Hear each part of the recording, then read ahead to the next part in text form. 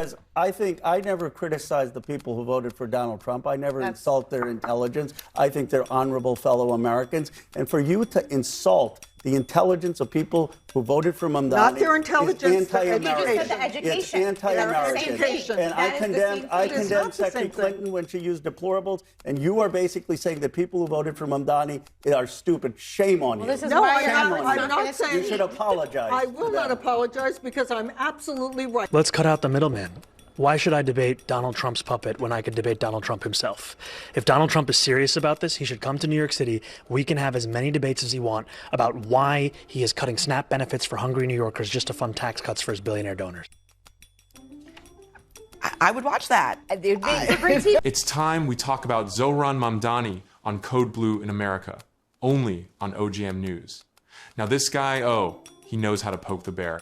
He's running for mayor of New York City, but instead of wasting time swatting at Donald Trump's understudies, Mamdani just went for the boss battle. He basically said, why debate the puppets? Let's cut out the middleman. Translation, put Trump on a debate stage, live television, no filter, no teleprompter. Let's go. And Mamdani didn't stop there. He accused Trump of meddling in the race, allegedly making calls to Eric Adams, dangling jobs like bribes on The Apprentice mayoral edition, and trying to rig the lineup so Mamdani faces weaker competition. Bold, right? But here's where I have to throw a caution flag at the Democrats. Y'all are about to repeat the same boneheaded mistake that gave us AOC. Remember? You laughed, you sneered, you underestimated, then boom, she had her own Netflix doc. The people are sick of the same old recycled occult-sounding brand of politics, half Democrat, half Republican, and 100% bought and paid for by billionaires. Every time someone like AOC or now Mamdani steps up and dares to punch through the wall of corporate money, what happens? Suddenly we get this rare bipartisan gang-up where both sides of the aisle unite, not for the people, but to protect their billionaire donors. It's like Avengers Assemble. Except instead of saving the world, they're saving their hedge fund portfolios. And guess what? Even Trump is paying attention, which is about as rare as him paying his contractors. He straight up admitted Mamdani could win unless two rivals, Adams and Sliwa, drop out. That's not endorsement, that's fear. Trump is now sending his attack dogs after Mamdani because for the right wing, this is bigger than just another lefty problem. Mamdani is basically their worst nightmare in human form. He's young, bold, unapologetic, and represents exactly what they fear America might actually become. A country where the 99% stop taking orders from the 1%. Case in point, one of these MAGA megaphones went on CNN and called Mamdani's voters stupid. Yeah, that went over about as well as a lead balloon. Rep. Ro Khanna of California shut him down right on live television, reminding everyone that insulting the electorate isn't exactly a winning strategy. Of the sort, all I said was, this is about politics, right? Yes. And the idea that Mamdani has taken ideas that you and many other people think are completely outrageous, that are so extreme, and he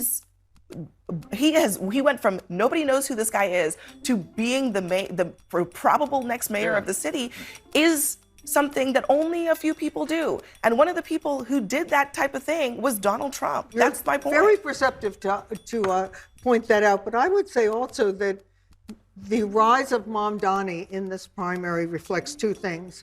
A pathetic failure of our education system, that so many of these young people who turned out to support Mamdani haven't reasoned in their own minds what his crime policies will do to make the streets so unsafe, what his freeze the rent policies will do to turn New York literally into a slum within a year as this housing stock becomes totally don't forget, take over the grocery stores. I find that take very over the grocery stores too. Because I think I never criticize the people who voted for Donald Trump. I never insult their intelligence. I think they're honorable fellow Americans. And for you to insult the intelligence of people who voted for Mamdani Not their intelligence, their anti-American. education. The education. It's anti-American. Education. And I condemned It's not the Secretary same thing. Clinton when she used deplorables, and you are basically saying that people who voted for Mamdani are stupid. Shame on you. this is No, why Shame you're on I'm not saying you should apologize. I will not apologize because I'm absolutely right. When you You're- listen you're to these saying that they're- 30-year-olds think that freeze the rent They have is a more moral reasonable idealism, policy. and they're Can I more give visions you, of can this I give country you, than can I you give do. you another example? Right now, in the political twilight zone, Jeffries and Schumer are giving Zoran Mamdani the cold shoulder, even though everyone else can see he's barreling toward victory like a runaway subway train. It's like the faithful dog didn't bark when the house was burning down. How's that for confidence in the people? And AOC have this to say about that. We have a Democratic nominee. Are we a party that rallies behind our nominee or not?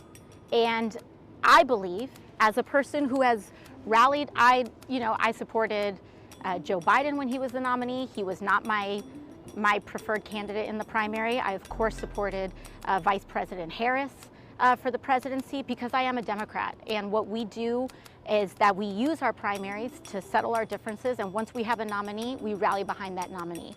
I am very concerned about the example that is being set by anybody in our party.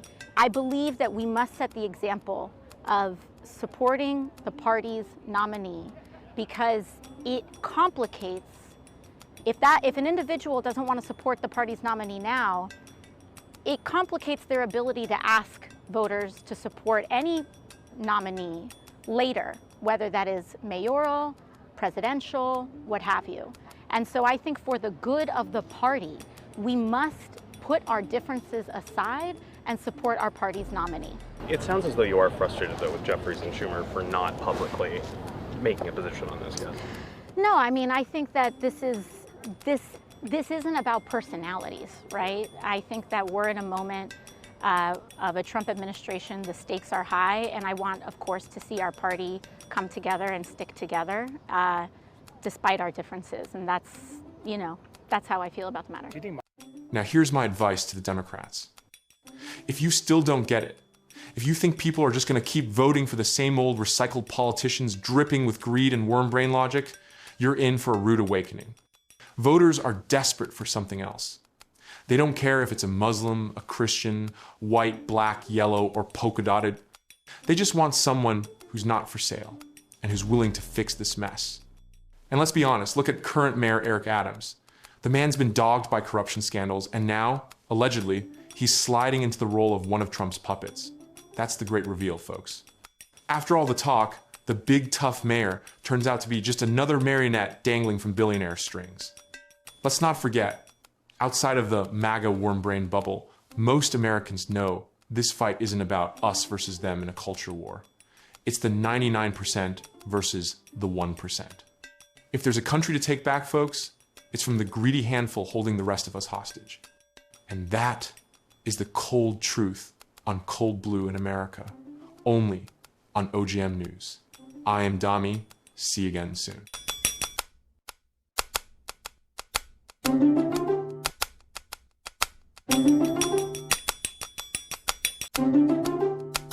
All right, friends, here's the deal. We need your support to level up our game. How can you help? Simple.